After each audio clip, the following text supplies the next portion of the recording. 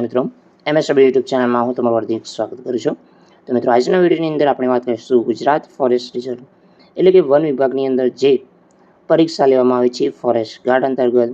તો મિત્રો એનું રિઝલ્ટ ક્યારે આવશે અને મિત્રો જિલ્લા વાઇઝ કટ ઓફ કેટલું રહેશે, ફાઇનલ મેરિટ કેટલું રહેશે એ પણ સંપૂર્ણ વિગતમાં માહિતી જાણીશું. તો વિડીયો અંત સુધી જોતા રહેજો. જો તમે અમારી ચેનલ પર નવા છો તો ચેનલને સબસ્ક્રાઈબ જરૂર કરજો. તો ચાલો મિત્રો આજનો વિડીયો શરૂ કરીએ.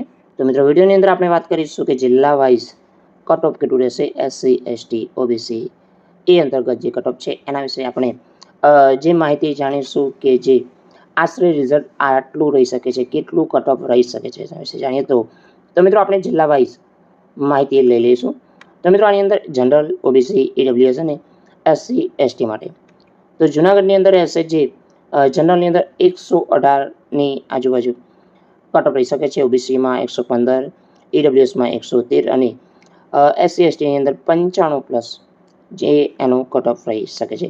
કારણ કે જે પ્રશ્નો હતા એમાં 10 થી 15 એવા પ્રશ્નો છે કે ખોટા છે. તો એના આધારે આ જે રિઝલ્ટ કટ ઓફ છે એ બનાવેલું છે. તો અમરેલીની અંદર 120 જે જનરલ માટે, OBC માટે છે 118, EWS માટે 115 અને મિત્રો SC STમાં પણ 95+ છે. છોટાઉદેપુરમાં 105 છે જનરલમાં, OBCમાં 100 અને મિત્રો EWSમાં પણ 100 રહેશે અને આપણે વાત કરીએ કે SC STની અંદર 90 રહેવાની શક્યતા છે. કારણ કે જેમના જે 90+ જેમના માર્ક્સ હશે એ આની અંદર સિલેક્ટ થઈ શકશે. દાહોદની અંદર 95 જનરલમાં, OBCમાં 95, EWSમાં 90 અને SC STની અંદર 80+ છે.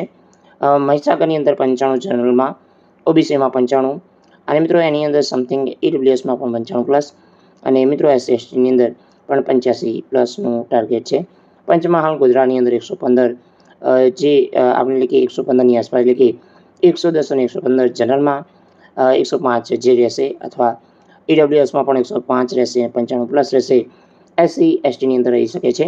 તો મિત્રો કચ્છની અંદર વાત કરીએ કે 115 રહેશે જનરલમાં, OBCમાં રહેશે 112 અને મિત્રો EWSમાં 110 અને 95+ રહી શકે છે SC STની અંદર.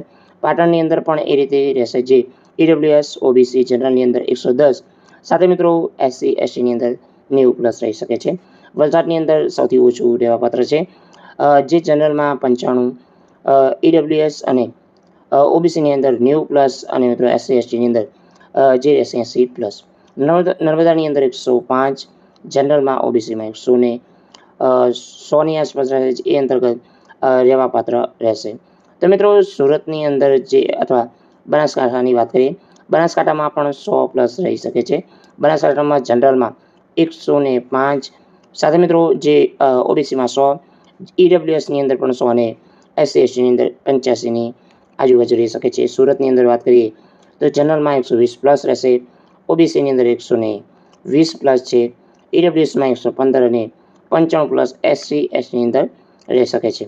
તો તાપીની અંદર વાત કરીએ, તાપીની અંદર 100 રહી શકે છે જનરલમાં, OBCમાં પણ 100, EWSમાં 100, 85 રહી શકશે SC STની અંદર. તો ડાંગની અંદર હશે 100 જનરલમાં, OBCમાં પણ 100, EWSમાં પણ 100 અને 90+ રહી શકે છે SC STની અંદર. તો મિત્રો આની અંદર જે 15 થી 20 પ્રશ્નો એવા છે કે તમને સપોચ આવડ્યા નથી એટલે કે એકદમ ખોટા છે. તો મિત્રો આ પ્રકારે રહી શકે છે અંદાજિત મેરિટ. જે વાત કરીએ કે વન વિભાગની અંદર ફોરેસ્ટ ગાર્ડની અંદર આટલું રહી શકે છે. પરીક્ષાની વાત કરીએ એ અંતર્ગત રિઝલ્ટ જાણીએ તો મિત્રો આની આન્સર કે ફાઇનલ છે એ આવી ગઈ છે. તો મિત્રો આની અંદર રિઝલ્ટ આવવાનું બાકી છે. તો મે મહિના પહેલાં એટલે કે મેની 27, 28, 29 તારીખની અંદર તમારું ફાઇનલ રિઝલ્ટ વન વિભાગનું છે એ આવી જશે. મિત્રો આ છે અંદાજિત તારીખ. તો મિત્રો આથી સંપૂર્ણ માહિતી અને તમારે કોઈ પણ પ્રશ્ન હોય તો કમેન્ટ કરીને જણાવી શકો છો અને તમારો મિત્રો કટ ઓફ કેટલું રહેવાની શક્યતા છે એ જણાવી શકો છો. તો જય હિન્દ, જય જવાન, જય કિસાન.